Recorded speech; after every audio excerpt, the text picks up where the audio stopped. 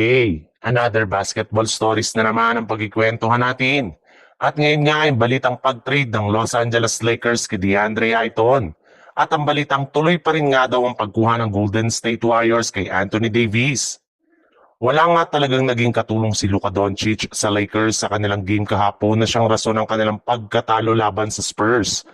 Kita rin naman nga sa kanilang laro na hindi talaga kaya ng Lakers na sabayan ng Spurs pagdating sa ilalim ng basket sa pag-outscored at pag-out-rebound sa kanila nito. Kaya mukhang kailangan nga talaga ng Lakers na gumawa ng trade para makakuha ng isang legit na scoring big man na kayang tumulong kay Luka Doncic. May isang NBA insider na rin naman nga nagsabi na kailangan na nga daw ng Lakers na buwagin at tanggalin ang kanilang mga bench player gayong eto nga ang nagsimistulang kahinaan ng Lakers ngayong season. Kaya mas matalino kung gagamitin na lamang nila ang kanilang mga role players para makakuha ng bago at mas magagaling naman lalaro sa trade market. At isa nga sa mga posible nilang i-trade ay si DeAndre Ayton na sinasabing hindi nga daw pang long term ang kanilang plano dito kaya posible nga na gamitin nila siya bilang trade asset.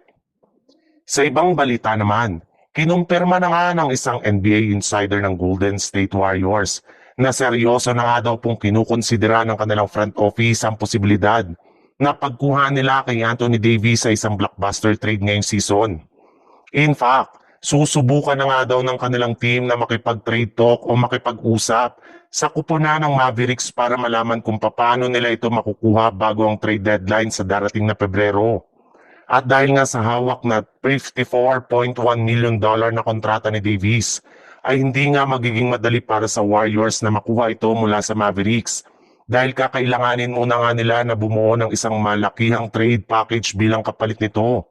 Hindi rin naman nga daw sapat kung Jonathan Kuminga lang ang kanilang ipang-o-offer sa Mavs bagkus posible nga na mapabilang rin naman dito si Draymond Green na wala na rin naman nga masyadong nagiging impact sa team ngayong season. At bagamat man nga napakalaki ang gagawing sakripisyo ng Warriors ay magiging worth it rin naman nga ito dahil sigurado nga na gagawing legit na championship contender ni Davis ang kanilang team. Mas lalo nga silang kakatakutan kung sakasakali man na matuloy ang ganitong klaseng trade since bukod sa 3-point shooting ni Curry ay paghahandaan na rin naman nga ng ibang team ang pagiging dominante ni Davis sa ilalim ng basket.